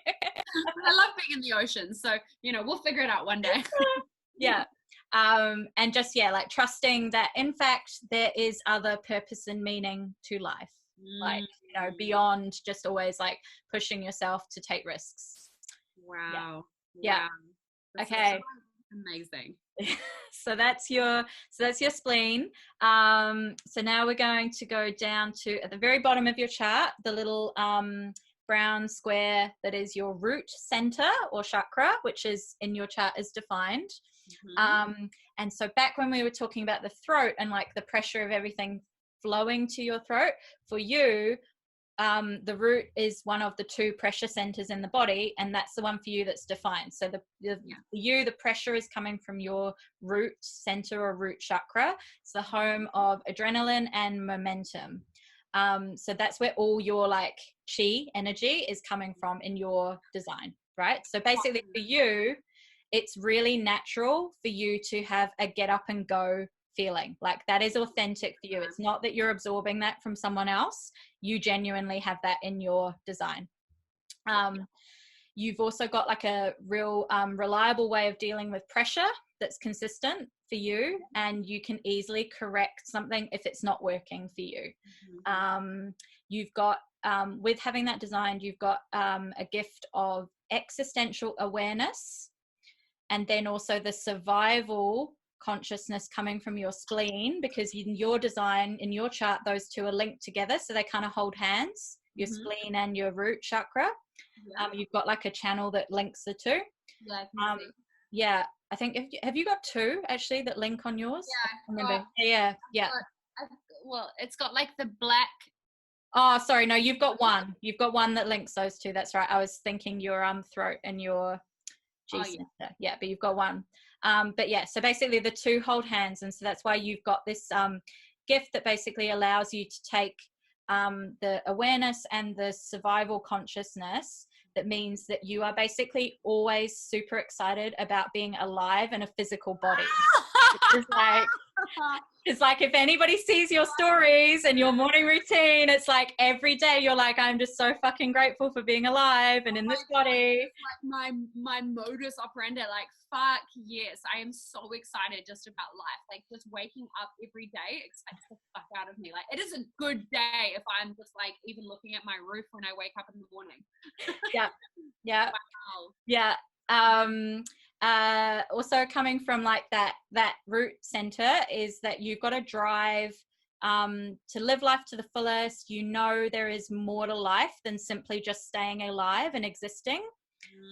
And that fuel of the adrenaline you've got in your root center, which is consistent for you, means that you've got to drive to constantly be like going out and seeking and finding purpose. And it also is like, no matter how much of a struggle it might be for you to find that, like you will overcome any obstacle. That inner drive you've got in you to like not just like rise up, but like live out your spiritual potential and then transform others around you. And this is where it's going to get like really fucking woo, but like it's literally for you, it's like you help transform others by mastering the game of the mundane or the human plane first, and then pass on that spiritual transformation that comes second. Can you just say that again so I can write that down, because that just feels so right, it's not even funny. So you've got a drive to live your spiritual potential, and then also transform others around you by showing them how to master the game of the mundane or the human plane first in their life. How to master the game of the human mundane, right? Yeah. Wow. Yeah. Fuck yeah. That's literally what I do. Yeah. It's like, honestly, it's like that should be on Instagram. Like that is really what I do. Like just thinking about it, I like fuck. That is in everything that I do. Like even teaching people how to just find pleasure in like a sip of water, and feeling how good it feels to have that sip of water, as opposed to just being like, oh, it's just water, I'm you know, just like drinking water. Yeah. that fires me the fuck up. Yeah. So Wow. yeah, exactly. That's why, like, when you think about what you do now and the changes you've made, it's just like you are so living in your design. It is so fucking cool, but it's like incredible to now go and look at it and be like, yeah, you are. Like, you literally are. Like, Wow. yeah, yeah. Wow. And you know, it's so funny, like, and I'm just cracking up at myself right now because I'm just doing exactly what you just told me that I do. And I'm just going, okay, cool. So how do I take this to the next level now? Like, how do I, like, let's expand, like, you know, like what would it feel like if I like really lean fully into this and just live my entire, you know, like I'm just already going like that. And then the other bit that's going to be really mind blowing, like the other tagline for your bio is that your root energy and that vitality and drive you've got helps other people to go from a place of talking about doing something to just actually fucking doing it. That's Oh your my gift. God. That's unique. That's unique to you. Like Wow. that. Yeah. Yeah. Wow. Holy shit. I'm just writing this down. Yeah. Yeah. And again, that's such a huge part of what I do. Like that even, yeah, literally everything that I do is helping people move from where they are to where they want to be by taking that action, right? And showing them that they can't just keep talking about it. They have to actually do it. It's really cool, Rose, to hear that this is all part of my design because, you know, for actually, to be honest, up until this point, like I've just assumed almost that it's just like everyone knows this, like, but don't you all have this like adrenal like push to get up and go, like all you need to do is tap into it, you know? It's like, no, actually that's that you can show other people how to get there, you know? Wow, this is mind-blowing. Yeah, so it's like literally this is what your soul before you were born as like the physical baby Jacqui chose. This is the time I'm going to come back down because this is what I want to come here in this lifetime and do. Wow. Yeah. Wow. What else have I got about your root chakra here? Because I want to make sure that I'm getting through stuff because I feel like I'm taking forever to tell you everything. So no, you're right. This is so interesting. So yeah, just to finish off on your root chakra, you are very determined to go your own way in life. Brackets. Some people might even call you stubborn, in the most loving way. Mum, if you're listening to this, I love you. In the most loving way possible. Yeah. You are determined to overcome even the most overwhelming odds to get there. And then it's basically like trusting your spleen that will give you the cues to help you know what battles are for you. Like what are the challenges to overcome so that you don't basically like just go through all of them because you're determined to go through all of them. Like your spleen will tell you which ones to like pick and choose. Yeah. And that will then lead you to basically finding that deeper life purpose. And, you know, going back to the feeling like you've got to take risks to feel like you found your purpose, like this will help you guide to know like which ones are actually for you to deepen that life purpose and like meaning that you want to kind of be always like trying to find. Wow. Yeah. Wow. And then lastly, in that sense of that adrenal energy, because you've got that and because you're so driven to find that purpose and go through those processes, if you aren't feeling like you're doing it, you will get like a buildup of excess energy and pressure. And so that even though you're a projector and you typically should be taking it a lot easier and not doing like real super intense like exercise, you actually do need to burn off that energy with regular like exercise and movement that is right for you. Yeah, absolutely. And like that's a key part of even my daily activation is moving my body. Like it's like three times a day. Yeah, so it's like literally like taking away that pressure that's building up, because if you feel like, oh my god, I haven't like pushed myself hard enough to kind of like deepen my like experience and knowing and blah blah blah, like it's just kind of giving yourself a release to like let that energy go. Wow. Yeah, that makes so much sense. Yeah. Okay, so now we're going to dive into the stuff that's white.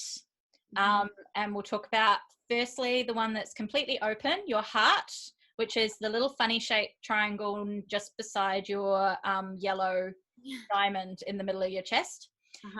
And so the heart is the center for willpower, for ego, but in ego and human design, they actually talk about it in a slightly different way to probably what you and I would usually talk about when we talk about ego from the like sort of I guess like self-development world. Like in human design, they define it as like a healthy expression of what you desire.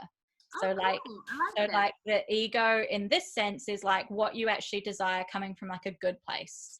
And also the heart center is like the center of the love of the material world and for material things. So that's why like it's so like not funny, because it's not by any chance like this is what your soul came here. Like you literally have no need for the material. You have no desire to desire material things or the material plane. You don't have it. You're completely open in this part of your soul. So 70% of the world has this undefined. So you're not alone, but most people will have like some sort of line coming off it that's like their motivation, that even though they're like really open, it basically means that they won't be consistently motivated, and that's okay. So like the world tries to tell us that we're supposed to always be like motivated and go, go, go, but it's not true, because like our willpower will come and go. It'll like come and go in a wave if it's open. So that's fine. It's basically just knowing that you like, it's fine for it to come and go. Would that have to do with like one of the things that I'm really grateful to be like really fucking good at teaching and helping people with is money mindset. And I think that's because my whole life I've never had an attachment to money, which is why it's manifested so easily for me, because like what I teach with obviously manifestation is again comes back to that core dominant vibration. If it's something that you're needing, it's coming from that space of lack and of attachment and of scarcity, versus the way that I run it, which is like money is just a physical symptom of living in alignment with the energy of abundance, which I feel so deeply connected to. Does that make sense? Yeah. And because your soul literally has no need for financial means or outcome, like you don't care, you like literally have no attachment to material, money, anything like that. You just trust that the abundance will come. And oh my God, like, yeah, I have no doubt that I'm always more than taken care of. And that's the exact reality that I experience and receive from the universe. Yeah. So your soul's motivation is all the stuff that we've just been talking about the like helping people transform, helping them to see that there's like spiritual development beyond the mundane. And like literally you just trust that like the checks will show up in the mail pretty much. Like, can I just tangent us for 1 second and ask you just a real quick question? Yeah. When I did like an amazing, I had a fucking epic breathwork experience with the O2 Awakening in Bali. And one of the things that happened is like, I had been feeling a bit of guilt around, you know, there was a comment by someone who was close to me at the time that, you know, Jacqui, it doesn't get to be this easy for everybody. Like not all of us get to have it as easy as you've got it.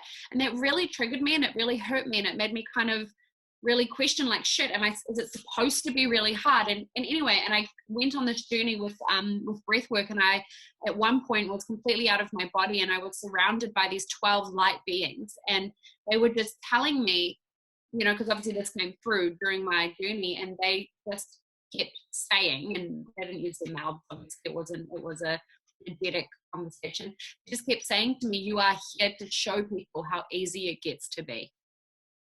Yeah. Like does that connect? Yeah, 100%. Like that is your design. Like you literally are here to show people that this is what you go through, like your experience of the human, and you're sharing that for other people. Like you can't do it for them, like we were talking about before, but you can show them and you can guide them and you can lead them, and you can kind of be like, hey, if you connect with what I'm saying, come with me and I'll like teach you, but you have to do it yourself. So but equally, like and that could be something maybe that like if you get somebody coming back to you like in the future who says that kind of thing, it might actually be because in their design they have a real desire for material things. They've got a real like, you know, they've got things in their design that is like very connected to the material world and what the ego wants and what the, you know, so it might be for them that actually trying to get into the space that you come from is like poles apart. Like it might energetically be almost impossible for them. So that's where like again it's like the empowering thing of like knowing what it is about you, so that you're not kind of left there sitting there going like there's something wrong with me, right? Like, and I need to it needs to be harder. Like that's I can't even connect with that. Like, it's like, no, it doesn't. Like, it gets to be easy. That's one of my sayings, right? It fucking gets to be easy. Like, this whole life thing, like, it doesn't see, oh my God, I'm literally doing it right now. Yeah. Yeah. Yeah. So so basically that's like the core thing for you, with the fact that you're completely open in that center. Like, it just means that, like, literally you have nothing to prove when it comes to money, material things. You just trust and rely on your, like, being a projector, having your spleen to guide you, and then you're here to share that wisdom with others. So that for you is like a real big one as well. So it's very, very cool. Okay, other undefined centers. So all your other ones have got at least something coming off them, but they're open, like they're undefined. Sorry. So it's like you are open in this space that you can take on other people's shit, basically, really easily. So we'll start with your ajna, which is actually like the second one down from the top of your chart. It's the triangle that's pointing downwards above your throat. And so that would be like our third eye and like normal chakras, right? Yeah, absolutely. And so, like, you could also call it like your mind consciousness. And so for the fact that you've got this undefined, it means you've got an open and flexible mind. And once you probably have already done this, is like to be set free of like conditioning from society or other people, basically just means that you then open up that power of having like access to the full range of like stimulation and creativity that's available to like come to you. Whereas like for people who maybe have been like super conditioned, they might be quite closed, even though they've got that open in their chart. They might need to do the work. So again, going back to that sieve kind of analogy, it's like you basically can like take everything in and then sieve through it, and then basically just like discern based on your spleen what is right for you and what is worth holding on to for you, or you just like let it all go. It can all just go straight through you. Wow. Yeah. And so then specific for you, you are someone who, and we talked about this, that you constantly receive new ideas. Like, newness is really important for you, but you also constantly receive lots of new ideas. And this probably comes down to your channeling as well, because you always come up with stuff, but not all the ideas are for you. Yeah. You probably already know this anyway, but like listening to your spleen to know what is for you, and then also like having an outlet, which you do through the work you do, that is the space where you can give what is meant for others and like share that with them. Oh my God. Yeah. And it's so important for you to have that, because not everything that will come to you is for you. Yeah, and it took me a long time to trust that, actually, because like, especially because that's only something I've been doing in my coaching for probably the last 8 months. Whereas before that, I would have these like almost these urges to say something, but then I would judge myself and I wouldn't trust myself, and I'd be like, no, who am I to tell this person, you know, what the fuck, you know? But actually what it is direct guidance that's just using me as a vehicle to get through. And yeah, I mean, that's why I often say like, this is coming through for you. Like, it's not me. I'm not the one saying this. This isn't my personal opinion. You know, it's something coming through for you. Yeah, and having that outlet is super important, because it then allows you to like channel stuff, but you've got an outlet to like send it somewhere. Is important. Yeah. And knowing and trusting what is meant to stay with you as well.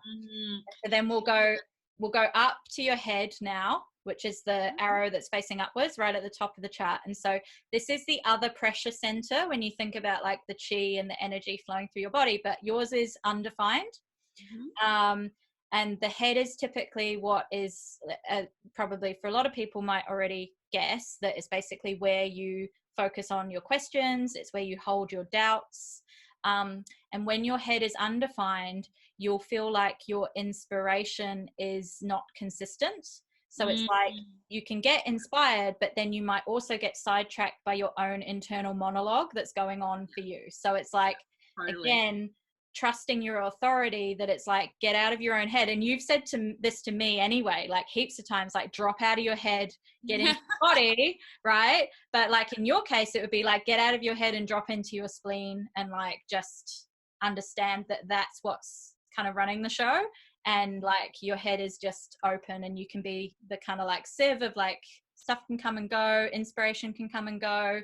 It doesn't matter if it's not consistent, that's right for you. Wow. Yeah. rather than like, you know, obviously for a lot of people in this world, they're like, oh my God, I'm supposed to be like constantly inspired and creative and blah, blah, blah. Because we've been told we're supposed to have that like consistent willpower and like motivation. And it's just not right for like heaps of people. Yeah, nah, definitely. Yeah. And I definitely resonate with that. Like, I will wake up, like yesterday, I was so fucking inspired. I spent the whole day creating such epic content, like just channeling, just fucking like nailing it, right?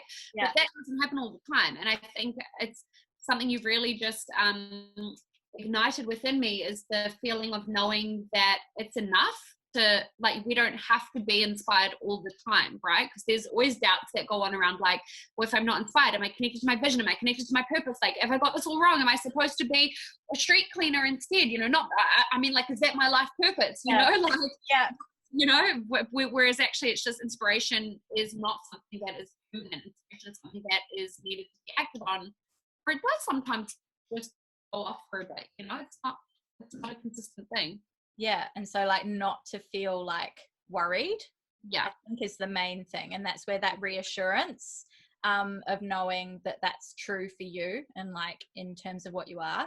So like something that is specific for you though, to do with that center, is that your gift within that and like that inspiration and that way that your head works is that you've got and again, like this doesn't come as a surprise to me, but you've got the awareness of like universal underlying principles, and you've got the ability to like unravel the mystery and to inspire others. So it's like fucking just like tripling down on your message of like what you're here to do and what your soul's purpose is. Yeah, because like I've been studying the universal laws and that sort of stuff for over 12 years, but it's something that I've always known. I've just been able to put names to in the last 12 years, you know, like, oh, so it's like not normal for you to just like think of something, feel something, and then have it happen in your life. Like, oh, okay, you know? Like, yeah. Oh, you don't get that? That makes so much sense. Wow, yeah. And then I guess for you, like the challenge is that you've got to like learn to enjoy that thought and like inner knowing and inner truth that comes through when the timing is right, but also that you're here to like enjoy the mystery, but you don't need to solve it. Like you don't have the other part that connects, that is the solving end. So you're here literally to just enjoy it, be aware of it, inspire others, but you don't need to solve it. Like that's not what you're here for. But you might come across someone who's got that part in their design, and then that's where you might feel like you guys suddenly like complete each other, and you're able to like go, oh my God, this suddenly all now makes sense. Yep. Yeah. We'll all say about that. We'll just drop that one there. Now it makes sense. Yeah. Okay, so now we're going to drop down into your emotional center, your solar plexus, which is on your chart, is the down on the right hand side when you're looking at it, and it's the triangle that's kind of pointing to the left. But yours is white, so there's nothing there, but you've got a few lines coming off it. So emotional center, central nervous system for your body is held here, like heaps of your organs, because again, like with your chakras, right?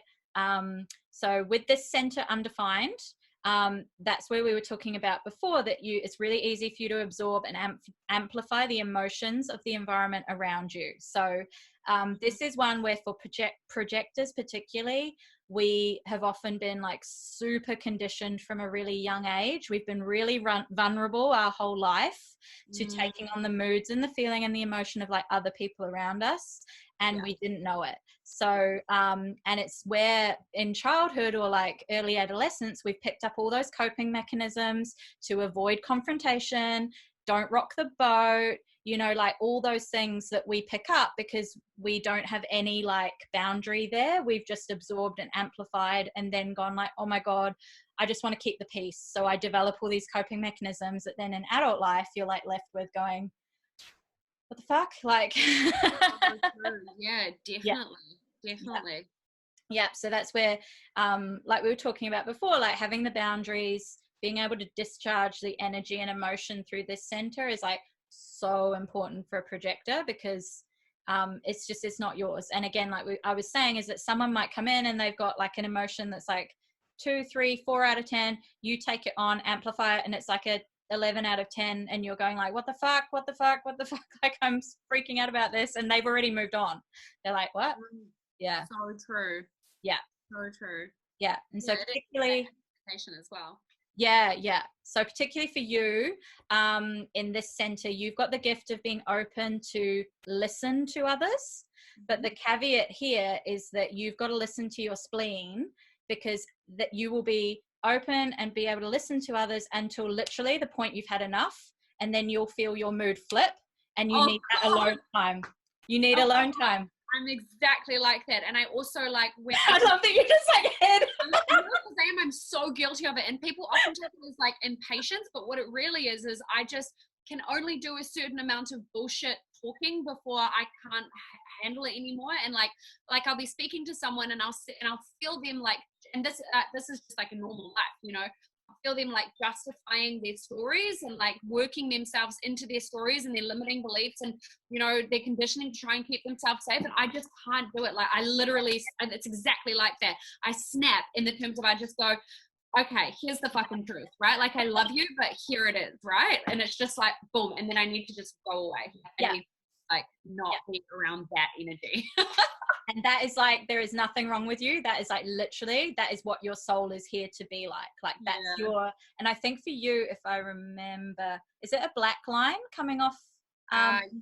Yeah. So it's like, like those two lines. Yeah. So it's like a conscious thing that is in your personality. Like it's a conscious thing for you. Yeah. And I used to try and fight it a lot and try and be real like soft and be like, hey, like, have you thought about like this? But now I'm just like, no. Like you're with the wrong fucking person, you're in the wrong job, like stop doing this to yourself, like you know that this is, you know, and it's just like, and I suppose that's where that value of community comes in, where the people I am surrounded with now like fucking love that, like they feast off it, that's what they love about me, you know. And that's why you're so careful to like make sure that the people that you do trust and give that like access to you is like they are your tribe, they are like literally your trusted deep tribe. That's probably why, like one of the reasons why that's so important for your soul. Another thing, and this again like is just like tripling down on that, like finding meaning in life through like doing stuff that's like, you know, living life to the fullest, right? So you definitely like, you crave that passion in life, that emotional fullness, and you are really aware of what you are feeling and when you're feeling it. So like, even though you've got this center undefined, which means that you shouldn't have so much of a like emotional wave that some other people do of like going high, high, high, and then low, low, low, you will literally know, like your mood will dictate what feels right for you when. So like literally, if you're in the mood to eat, you'll eat. If you're in the mood to work out, you'll work out. If you're in the mood to nap, you'll nap.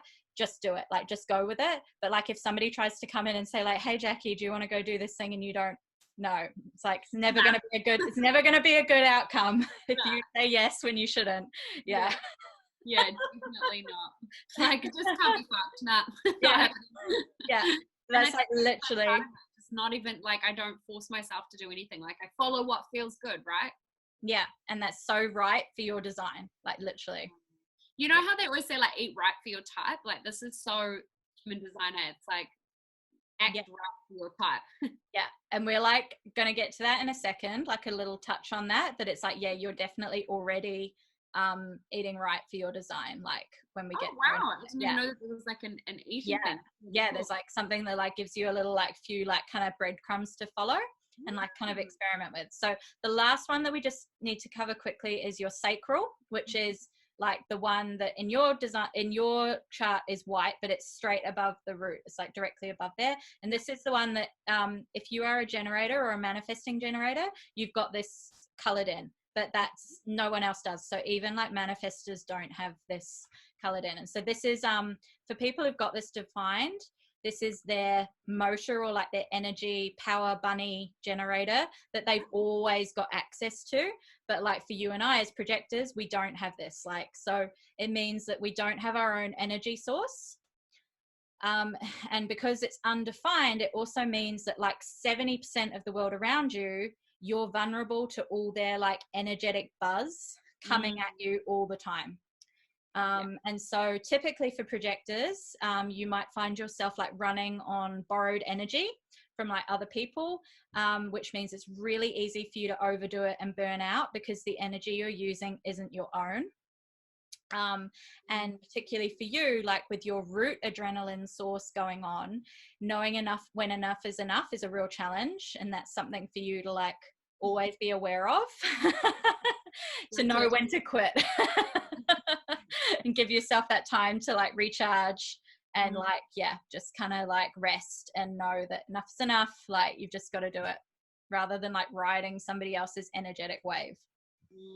Totally. Yeah, that 100% resonates.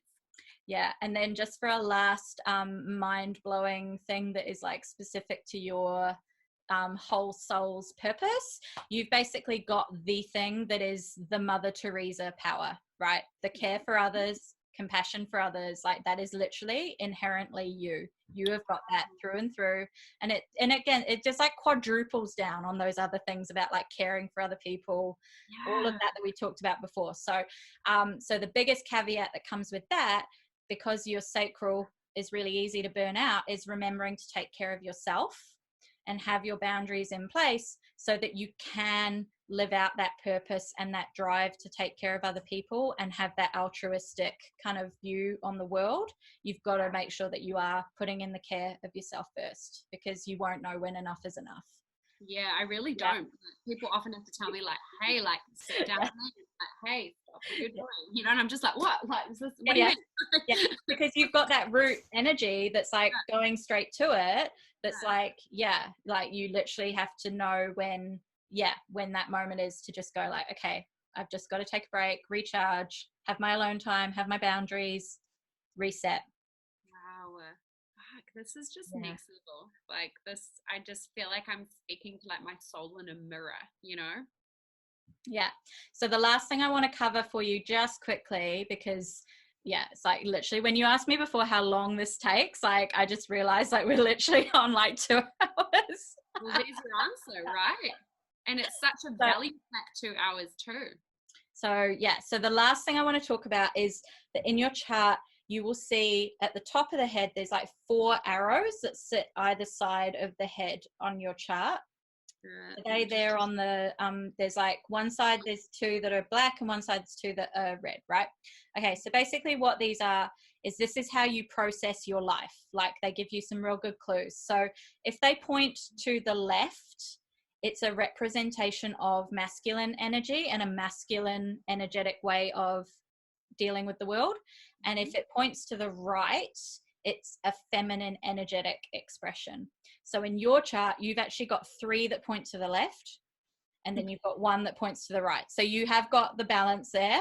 And we know already you've got the yin and the yang in your like monopole. So, but in terms of the way you process life, you've got a more heavily probably predominant masculine energy.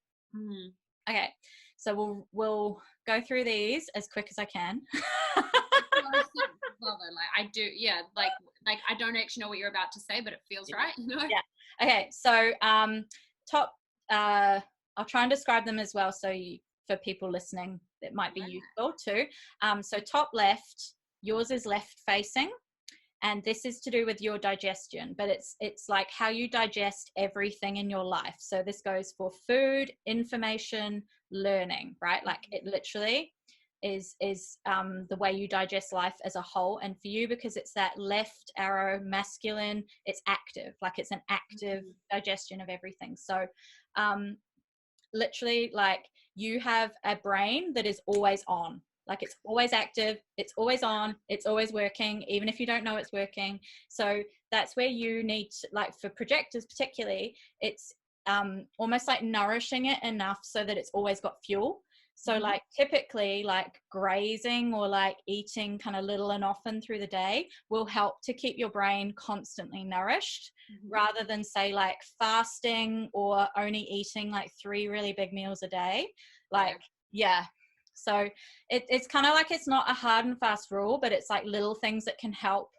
If you experiment with them, you might find that like, oh, okay, this actually is helping me. Because there's like, if you've got a right arrow in this kind of case, you can almost think of like your brain will like sit back in the lazy boy and like wait until it needs to work. And then it's like, it goes to work. Whereas yours is always going. And mine's the same as this as well. It's like always on. always going. I love that. And then for you, like planning, routine are your friends. They help you to feel really supported. And that comes down to that like active, sort of more masculine way. Consistency, and like you by your nature will be like a more consistent person in kind of holistically. And then having like patterns and structure that support that will like help your soul to kind of shine.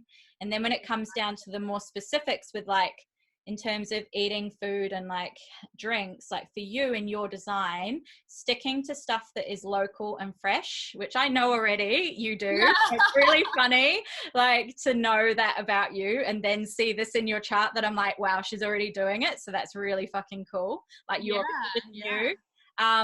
And then also like something that you might find is that having plenty of options for you to choose from is quite important to you, and being in charge of what you eat and being on your own terms is really important for you as well. Like you'll find that you always feel better in that kind of situation. Yeah, because I always like intuitively eat. I'll like stand at the fridge and I'll be like, what do I feel like? Not what do I want, or like what does my brain want, or whatever. It's like what do I feel like, you know? Yeah. And if somebody says like, oh, I've brought you this food and you really don't want it, it'll feel awful for you to have to like sit there and kind of be like, oh, thanks. Like really didn't want this. And I can't fake it as well. Like I can't do the whole like, oh, yay. I'll just eat it anyway. Yeah. So just know that that's like natural for you. It's not that you're faulty. It's not that you're rude. It's like literally that's just what you're here. Like, that's for you.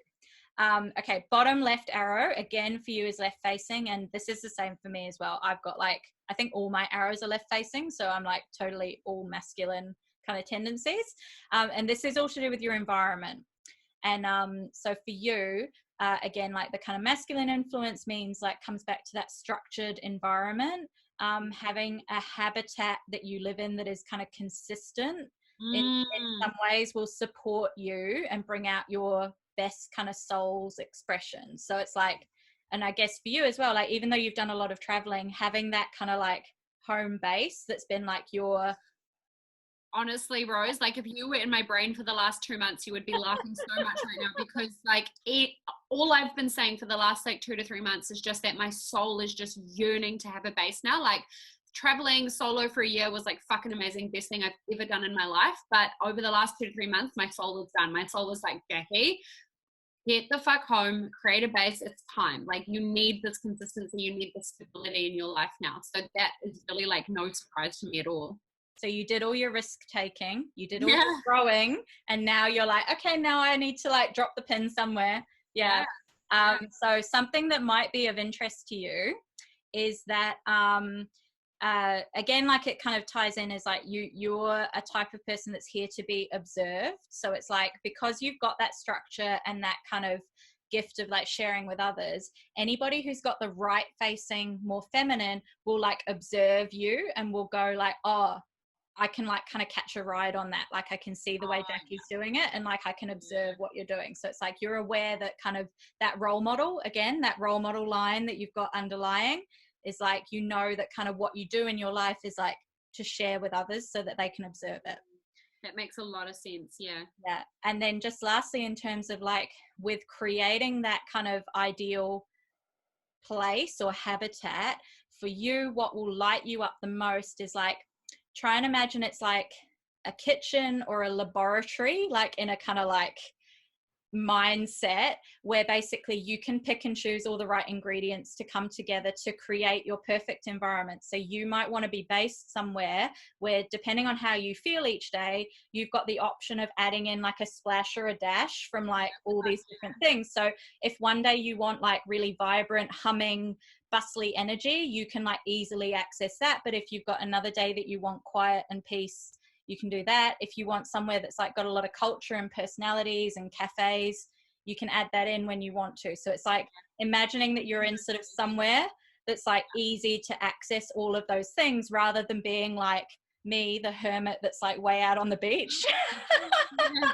miles away from anywhere. That would appeal to like 12% of me on the 12% of days where I need that, but then there's going to be like 10% that needs this, and then this, and you this. need all the other that you can kind of like drop in and like mix up a batch of whatever.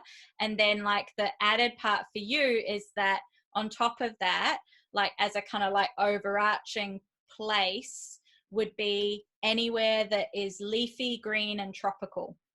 Wow. Well, So, leafy green is literally like, I don't know if you can see like out there, if it's going to focus for us. wow, look at I know, we're like it. literally out the New Zealand natural bush is on this doorstep. It's like forest, ancient forest just here, and I fucking thrive off that. Like the Taurus in me as well is just addicted to that. Yeah, so like that for you, it's like having that mix of stuff, but then having kind of that overarching environment that's like, tropical, leafy green, and more kind of like, I want to say like humid, like, or wet, like a little bit, like not like, not Sahara desert type.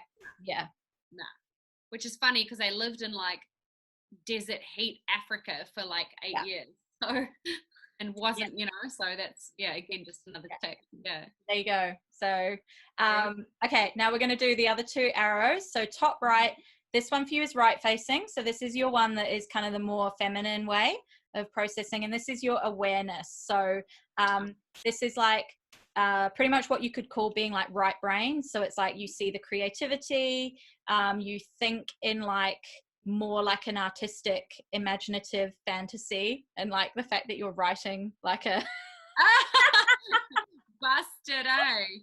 Yeah. So like you've got all that in your brain, like you probably don't care so much about like the numbers or statistical stuff, like it's more in like beauty, hidden meanings, conversations, and like in terms of the way your brain likes to process, like you can explain stuff, but you don't want someone to ask you like a real specific fact that you have to recall.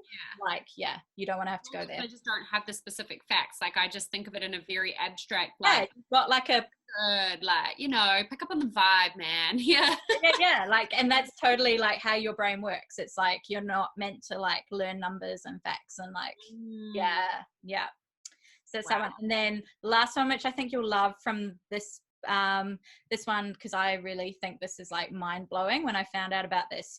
Bottom right arrow, and yours is left facing, same as me. And this is so the masculine way. And basically what this is kind of called is perspective, but what it actually is determines whether you are a specific or non-specific manifester. And so you with having the left means you are a specific manifester. Why does that not surprise me? Yeah. So again, like, I mean, you'll know all this, but I'll say it for like people listening, is basically like, because you're a specific manifester, it means that you design your life as you wish to see it. So you consciously structure everything to build your ideal perspective. And it's like, it's structured, it's that masculine energy. You decide exactly what you want. Down to like the last little detail. So that's for you. And again, it's like deciding exactly the energy you want right down to the specific details. So like, it's almost like you actively and like consciously choose what you want, and then you hand over the shopping list to the universe and you're like, get me this, exactly this. That's how I run every single fucking area of my life, from the moment I wake up to the moment I go to sleep. Like there's not a truer thing in that. So typically for like specific manifestors as a whole, they will thrive and like manifest really easily with like lists, visualization, vision boards, all of that stuff that like gets down to the nitty gritty and like the exact energetic details. And then also like building that energetic excitement, which is what you often talk about, is like that gives you your highest state of like gratefulness and vibration. So like it's all exactly what you talk about. That is the best feeling ever for me, is when I'm tapped into that just expansion of excitement about just life. Yeah. But then equally for like people who kind of don't resonate with that, it may actually be because they've got the right facing arrow and they are a non-specific manifestor. So that was something that was real like mind-blowing for me, because I was like, well, actually there are a whole lot of people who like, they actually to focus on the nitty gritty and the detail isn't right for them. And it's like learning to use that power so that if they're manifesting, they get into the energetics of it, and then they basically hand that over and go, surprise me, universe. I want to feel this certain way, but surprise me with what you give me. See, that just doesn't even appeal to me. Like that. Yeah, just yeah, you're like, fuck that shit. I can see your face. You're like, huh? Like, why would I want to be that? Yeah, wow, that is so fascinating. So if you get, when you're teaching your manifestation, like if you get anybody who comes to you and is like, fuck, Jacqui, I've been doing this for like years and none of it's working, it could well be because they need to do non-specific manifesting. Wow. And then I need to send them to my girl Rose so that she can read their human design charts, right? It can help. I just don't even know what to say. I'm so blown away. So that's all I'm gonna pepper you with today. All as if it was like a 10-minute download. Like that was 2 hours of just learning about myself in the most amazing way ever. Like every single thing you said resonates so much, Rose. Like I'm blown away. I'm gonna need to like process this. And And it's crazy because it's like, I think when you get into the space that, like, you know, obviously I've worked with you on and things, it's like you kind of already have got like so much of it done, because it's like you've naturally gone through that process of like deconditioning from all the stuff that maybe had like affected you, and you've tuned into like all those guiding authorities that have told you like, this is, listen to your purpose, listen to your soul. Like you've got the gift of being able to like channel information, so it's like you've tuned into all that. But like thinking back to past versions of yourself, you didn't have any of this knowledge. So yeah. Or if I had like an inkling of what my soul wanted, I was so obsessed with the justification of being or continuing to stay in the story that I'd created that I would just turn it off, which would end up just making me even more depressed and so disconnected from that life force, you know? Yeah. So I'm so blown away. Like I just feel like I've been opened up and just like read. That was so incredible, Rose. Thank you. It's like not even enough. Thank you. I you know, you're so welcome, because it's just like that moment where you go like, oh my God, this is actually like the universe just handed me my permission slip to fully be myself. Like literally. Yeah, like I don't have to hide any of it. I don't have to worry about any of it. Like this is me, and all the stuff that I questioned about myself, maybe I just know like it's fine. Yeah, I can't wait to like watch this and listen to this again and take even more notes. I think I've literally taken like 10 pages. Well, I've got notes to send you anyway as well. So that your left brain probably wants to like annotate them all as well. And highlight. Yeah. Holy shit, thank you so much, Rose. Thank you. Thank you. I can't wait to get access to that information. Oh, you are so welcome. And thank you for being happy to come on and have your chart be read, because it's quite like, as you say, it's like opening up like energetically. Hey, well, what did we just learn about me, right? Like I'm obsessed with the risks and growing and expanding. So the more uncomfortable I can make myself, the better.